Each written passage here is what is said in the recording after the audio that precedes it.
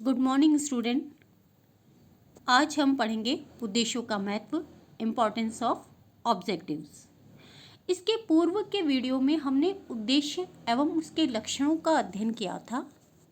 आज हम उद्देश्यों के महत्व का अध्ययन करेंगे, इम्पोर्टेंस ऑफ ऑब्जेक्टिव्स। कोई भी व्यक्ति निरुद्देश्य होकर कभी कार्य नहीं कर सकता। उसका कार्य को करने के पीछे कोई ना कोई उद्देश्य अवश्य होता है। सभी व्यक्ति तथा संस्थाएं कुछ उद्देश्यों की प्राप्ति के लिए ही कार्य करती है। उद्देश्यों के अभाव में तो व्यक्ति का जीवन ही नीरस हो जाता है। उद्देश्यहीन व्यक्ति अथवा संस्था की स्थिति तो ठीक वैसी ही होती है जैसे किसी दिशा सूचक यंत्र विहीन जहाज की होती है। उसे अपने गंतव्य स्थल पर पहुंचने की निश्चितता नहीं होती, उसके भटकने की संभावना ही अधिक होती है। प्रत्येक संस्था भटकने से बचने एवं अनिश्चितताओं से उभरने तथा कुछ अभिष्ट परिणाम प्राप्त करने या लक्ष्य प्राप्त करने के लिए उद्देश्यों का निर्धारण करती है।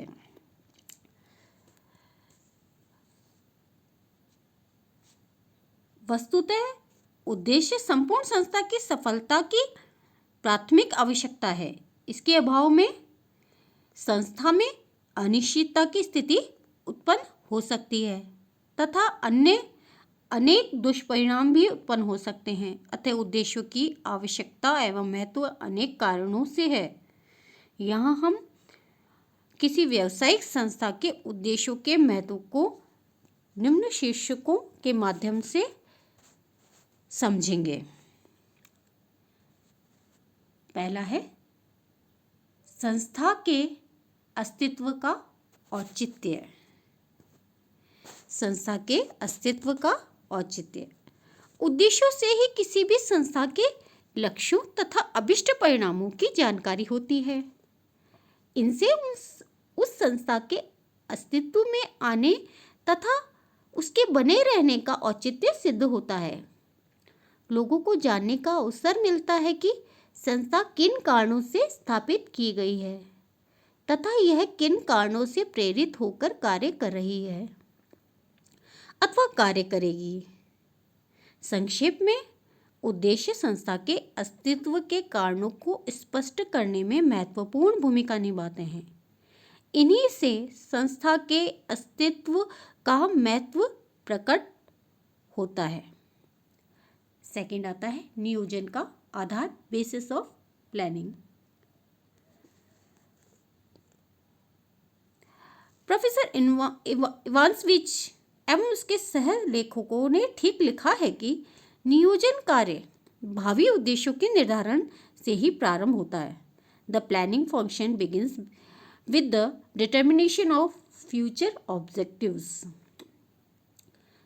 वास्तव में यदि हम कहें कि नियोजन का प्रमुख उद्देश्य एवं लक्ष्य ही संस्था के उद्देश्यों को पूरा करना होता है तो कोई अतिशयोक्ति की बात नहीं होगी। अतः नियोजन करने तथा उसके सफल क्रियान्वयन के लिए संस्था के उद्देश्य प्राथमिक आवश्यकता है। तीसरा पॉइंट आता है प्रबंधकों के मार्गदर्शक, गाइड फॉर मैनेजर।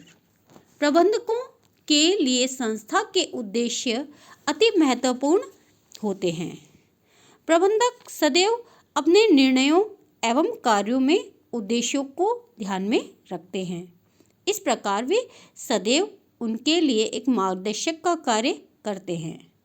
विद्वान लेखकों की एक जोड़ी ने ठीक लिखा है कि लक्ष्यों को देखे बिना प्रबंधक की स्थिति ऐसे अंधे धनुर्धारी के समान होगी जो निरर्थक प्रयास कर भय उत्पन्न कर रहा होगा। उद्देश्यों को देख एवं समझकर प्रबंधक अपने प्रयासों एवं कार्यों को समुचित दिशा दे सकते हैं तथा निर्धारित लक्ष्य को प्राप्त कर सकते हैं। फोर्थ पॉइंट है निर्णयन में सुविधा।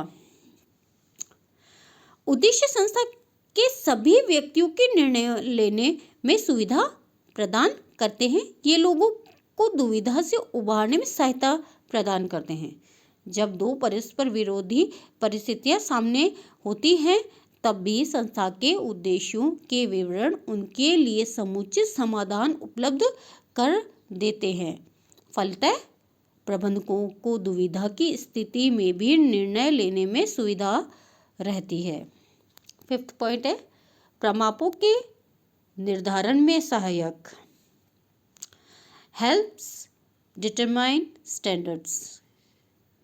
प्रोफेसर बून एवं कुंज ने लिखा है कि संस्था के उद्देश्य संस्था के विभिन्न क्षेत्रों जैसे ग्राहक सेवा, लाभदेयता, सामाजिक दायित्व आदि के प्रमाण निर्धारित करने में सहायक होते हैं। ये हम सभी जानते हैं कि प्रत्येक संस्था के आर्थिक एवं सामाजिक उद्देश्य होते हैं। उनमें समायोजन करके संस्था के सभी संबंधित पक्षों के साथ न्याय किया जा सकता है। यह तभी संभव है जबकि सभी पहलुओं के संबंध में आवश्यक प्रमाप निर्धारित किए जाएं। इनके लिए संस्था के समग्र उद्देश्यों का निर्धारण करना एक प्राथमिक आवश्यकता है। 6 पॉइंट है हमारा समन्वय में सुविधा। सुस्पष्ट उद्देश्य संस्था में पूर्ण समन्वय स्थापित करने में भी महान योगदान देते हैं। यह हम सभी जानते हैं कि संपूर्ण संस्था के उद्देश्यों के अनुरूप ही प्रत्येक विभाग, अधिकारी, कर्मचारी आदि के उद्देश्य निर्धारित किए जाते हैं। परिणाम स्वरूप सभी विभागों, अधिकारियों, कर्मचारियों के कार्य संस्था के उद्देश्यों की पूर्ति में योगदान देते हैं। इससे सबके कार्यों में एकरूपता तथा क्रमबद्धता बनी रहती है। 7 पॉइंट आता है प्रेरणा या अभिप्रेरणा, मोटिवेशन। प्राय ये कहा जा सकता है कि उद्देश्य प्रेरणा प्रदान करते हैं। जब व्यक्तियों के समक्ष स्पष्ट लक्ष्य होते हैं तो वे उन लक्ष्यों को प्राप्त करने के लिए समुचित प्रयास भी करते हैं। वे अपनी पूर्ण क्षमता एवं लगन से उन्हें प्राप्त करना चाहते हैं। यदि कोई लक्ष्य ही नहीं है तो कोई व्यक्ति प्रयास भी नहीं करना चाहता। सब कुछ भाग्य भरोसे छोड़े निठल्ला बैठ जाता है। नेक्स्ट पॉइंट है 8 पॉइंट नियंत्रण का उपकरण, ए टूल फॉर कंट्रोल। उद्देश्य नियंत्रण का महत्वपूर्ण उपकरण है। जब किसी व्यक्ति अथवा संस्था की कार्यक्षमता का मूल्यांकन करना होता है तो उद्देश्यों को मापदंड के रूप में उपयोग में लाया जा सकता है। वास्तविक कार्य परिणामों को उद्देश्यों से तुलना करके आवश्यक सुधार किया जा सकता है।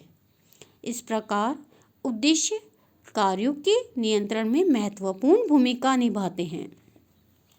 9 पॉइंट है वैधानिक आवश्यकताओं की पूर्ति, कंप्लायंस ऑफ लीगल प्रोविजंस।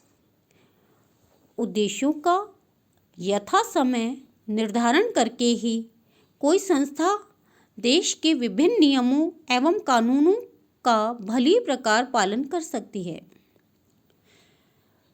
वस्तुतः उद्देश्यों के निर्धारण में सभी वैधानिक प्रावधानों को पहले से ही ध्यान में रखा जा सकता है। उदाहरण के लिए हमारे देश में उपभोक्ता संरक्षण अधिनियम, एकाधिकार अवरोधक एवं अनुचित व्यापार व्यवहार अधिनियम, पर्यावरण संरक्षण अधिनियम जैसे अनेक अधिनियम हैं। उद्देश्यों के निर्धारण एवं क्रियान्वयन में इनका ध्यान रखा जा सकता है।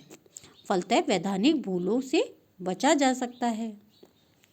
10 पॉइंट आता है राष्ट्रीय हितों का समायोजन, इनकॉर्पोरेशन ऑफ नेशनल इंटरेस्ट।